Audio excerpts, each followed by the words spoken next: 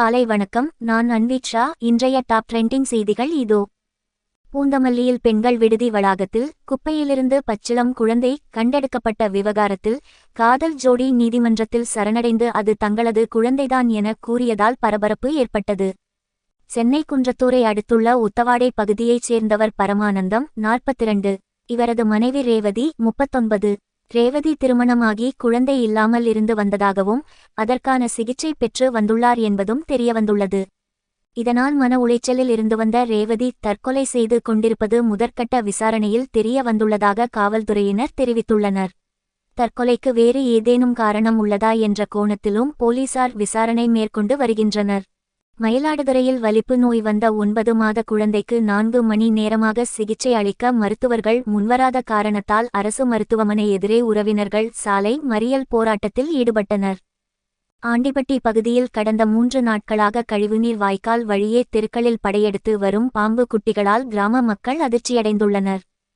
ஈரோடு அருகே சாலையோரம் நிறுத்தி வைக்கப்பட்டிருந்த கண்டெய்னர் லாரி மீது கார் மோதிய விபத்தில் தாத்தா, பேரன் உயிரிழந்த நிலையில் 3 காயமடைந்து சிகிச்சைக்காக மருத்துவமனையில் அனுமதிக்கப்பட்டுள்ளனர்.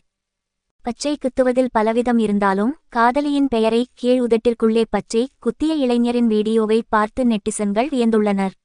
சமூக வலைத்தளத்தில் தற்போது வைரலாகும் இந்த வீடியோ சுமார் 1 வருடத்திற்கு முன்பு பதிவிடப்பட்டது.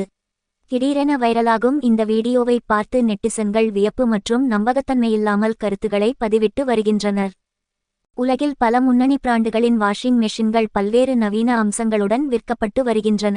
ஆனால் உலகின் மிகச்சிறிய வாஷிங் மெஷின் தயாரிக்க எத்தனை பேர் நினைத்திருப்பார்கள்? ஆனால் ஒரு இந்தியர் இதை யோசித்து உருவாக்கி இருப்பதன் காரணமாக கின்னஸ் சாதனை புத்தகத்திலும் அவரின் பெயர் இடம்பெற்றுள்ளது. ஆப்பிரிக்காவின் ஒரு பழங்குடி இனத்தின் கலாச்சாரம் முற்றிலும் மாறுபட்டதாக உள்ளது. உண்மையில் அது ஒரு அதிர்ச்சியூட்டும் சடங்காகவும் உள்ளது.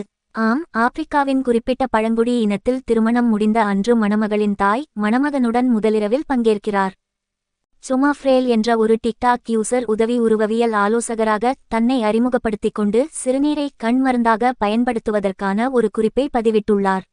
தனது கண்களுக்கு சிறுநீரை பயன்படுத்தியதால் தனக்கு இருந்த கெட்ட பார்வை மற்றும் மங்கலான கண் பார்வை குணமடைந்ததாக ஃப்ரேல் கூறுகிறார். தனது கண் பார்வை மேம்படும் வரை தினமும் சிறுநீர் துளிகளை தனது கண்களில் பயன்படுத்தியதாக அவர் தெரிவித்துள்ளார். உலகத்தில் முதல் பணக்காரர் ஆகும் வாய்ப்பு கிடைத்தும் 40,000 கோடிக்கும் ஒரே வாரிசாக ஒரே உரிமையாளராக இருந்தும் எதுவுமே தேவையில்லை என்று துறவி வாழ்க்கையை தேர்வு செய்துள்ளார் ஏர்செல் நிறுவனத்தின் தலைவரான ஆனந்த கிருஷ்ணாவின் ஒரே மகன் வென் ஆஜன் சிரிபான்யோ.